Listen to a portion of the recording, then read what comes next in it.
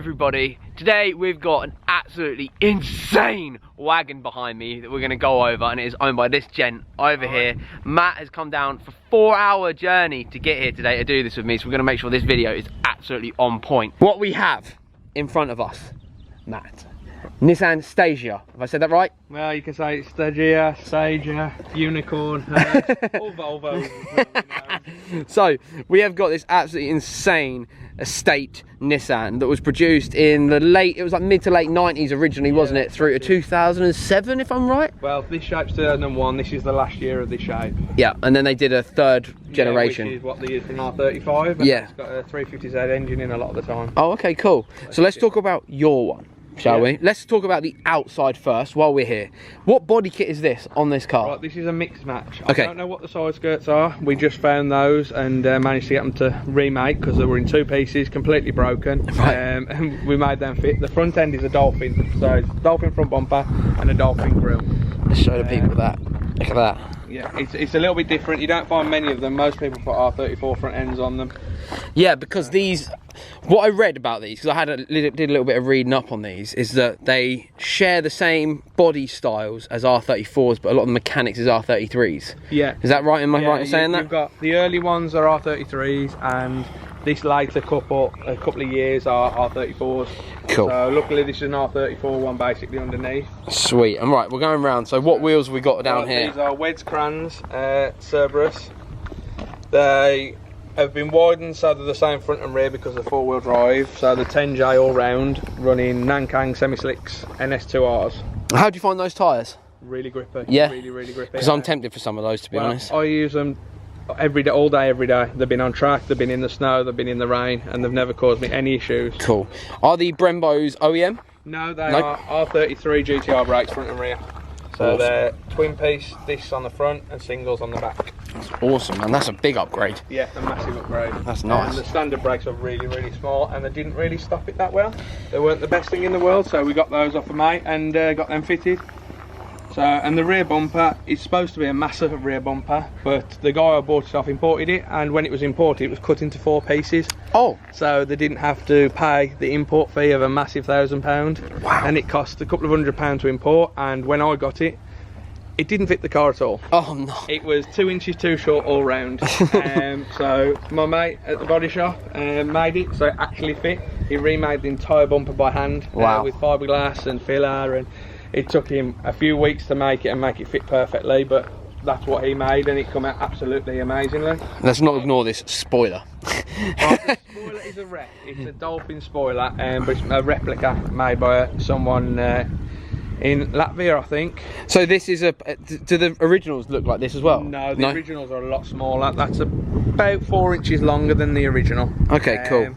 But to get one of those spoilers, it was going to be £3,000 just for a spoiler. For oh my goodness me. Okay. Exactly. And then the guy messaged me and says, yeah, I can make one. We've made them before. Sent me the photos and then went, all right, then. Made me that. Came straight over, fit straight on. We had to do no customisation, nothing. It fit, bolted straight on. Perfect. But I wanted something outrageous, something different. Yeah. Not something small, because the car's an outrageous car. Big body kit, big spoiler. Why not try it like that? Yeah, why not? I think it looks awesome. And what, these backlights are standard, but you've had them tinted, or are they an aftermarket kit? No, they are standard, but they came over like that. When it was imported, the guys in Japan had tinted them, but they tinted them in the car, so you could still see the black lines around it. Oh. So we had to do some work on that. Brilliant. But then they've been clear coated over the top and made so they're a lot neater. They look so much better than the ones that you just see, like, that have been tinted with some vinyl or the spray cans. They look like they've been properly done. Like they look almost like I asked you, were they an aftermarket unit? Like I couldn't tell that they'd just been done like that. Yeah, no, and they're clear coated so that you got a nice reflection that actually suit it really well. Now I feel like I should tell people a little secret, and that's because I was actually almost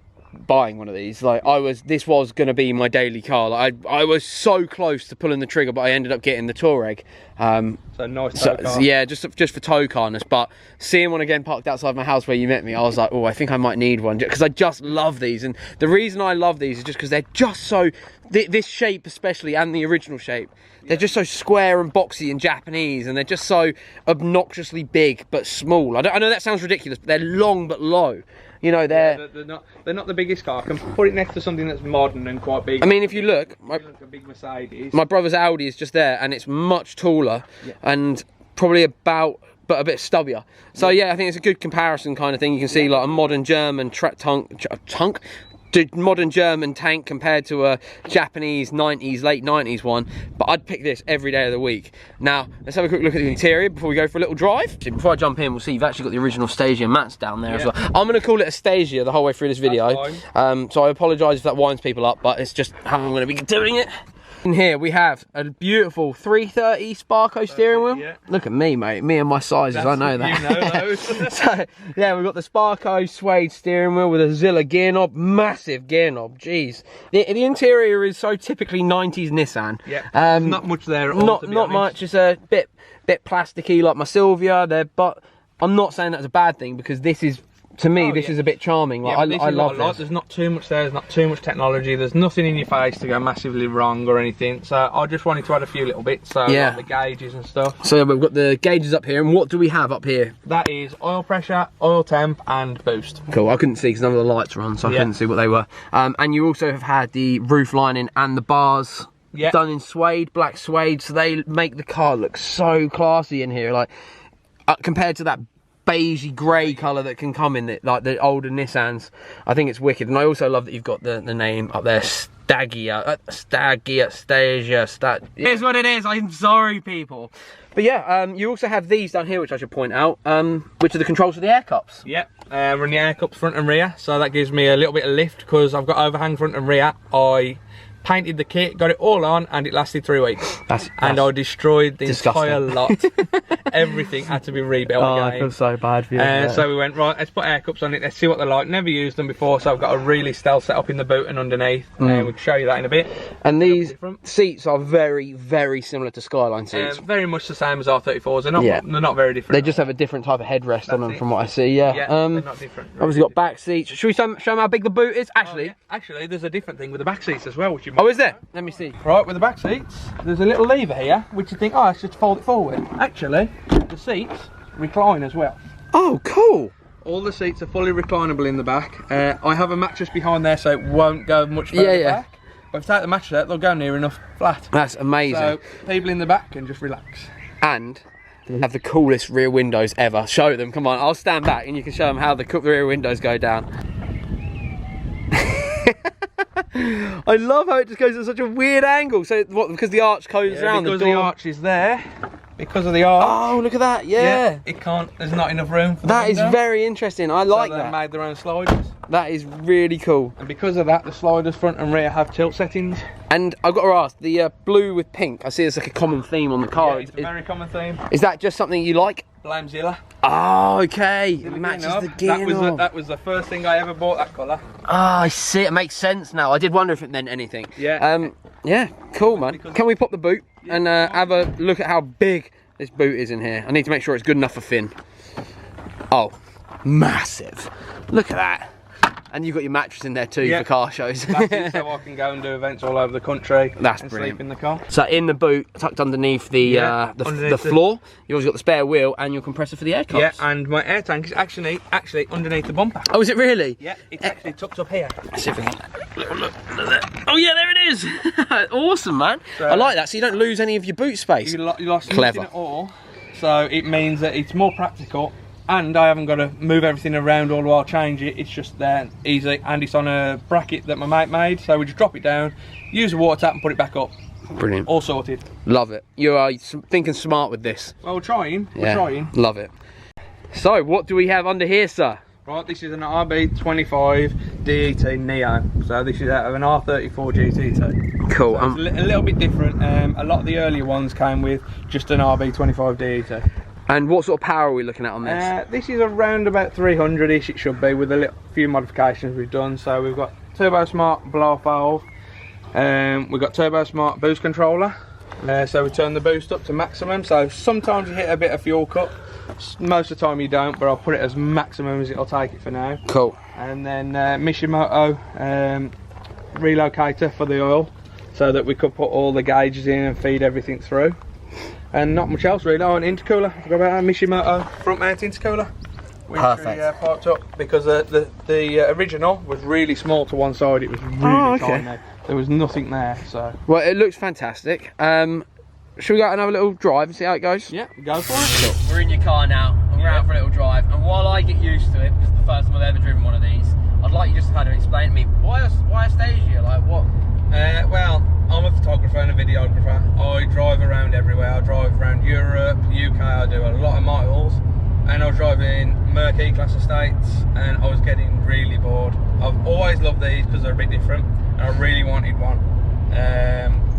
I had a problem with one of my E-Class estates, and I was like, do you know what? It's time to get something fun and interesting to drive on all the miles instead of getting bored of driving E-Classes.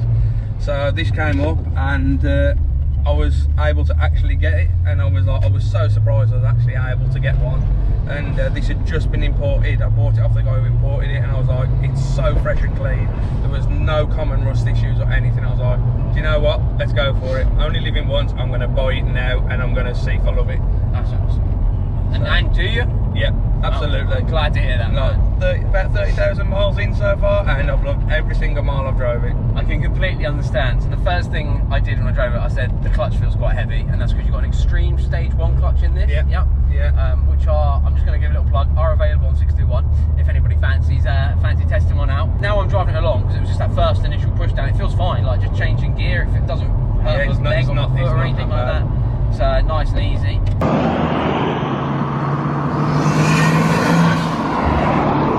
One other thing I noticed straight away is that just driving it for about 1.5 miles, 2 miles, it doesn't feel anywhere near as big as it looks. No, it's got high cast on the back, so that makes it a little bit more nimble, and I think it just feels like you're driving a normal saloon car. Yeah, not even that. I feel like, you know, it just feels like any normal car. The fact that it's about 18 foot long doesn't even cross forget my about mind. that. No, you forget about the overhang. Yeah, I think Finn would be in a different postcode if I did have him in the back, but I don't mind that. I love it. Like I said, this suede that you've put in makes it just so much nicer to be in here than your typical 90s Japanese car anyway. And before people start saying I'm ragging on 90s Jap cars, just go back and look at what I own. Like, I love 90s Jap cars. They're awesome, but you can improve them, and that's what it's all about. I wanted something I could improve, enjoy, and just do this, and you didn't have to do a full interior change, this, that and the other. I just wanted it, just the little touches. Yeah, completely, man, completely. Well, I feel like this is a fantastically rare car that can be used daily and used like a normal vehicle. So the air cups on it, I don't really know if that makes any difference in the terms of ride quality, but you're running tight suspension. So what would you say? You're no, it hasn't made any difference in ride quality. The only difference is for the setup with the double wishbone and that, it doesn't kind of suit it that well. Right. I'm not that impressed at the moment. I've got to do some more adjustments with it just to see if I can get it to work a little bit better, but hopefully it'll work perfectly. It just means that I can save the bumpers, save the body kit and stuff like that. That's a whole aim for it, because I don't want to use it 24/7. I mean, yeah, you can go for it. Mind if we do a little go as soon as we get this national speed sign. Yeah, do what you want. Alright, let's see how she goes. Whoa, picks up really nice at 5k. Yeah. That's the variable valve timing coming in. And it will handle around the corner as well, because obviously the semi-slicks are warm, so it will handle.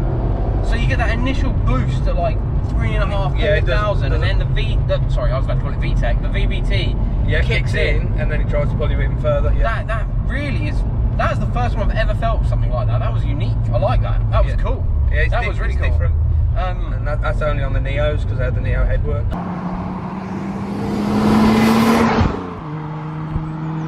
Matt, one thing that I really enjoy about this car is that even at like low rev, so at the minute we're doing 30 mile an hour in a 30, I've just dropped it down a second so we can get a little bit of turbo spool going on in a second, because I want people just to hear, hopefully it picks it up quite nicely.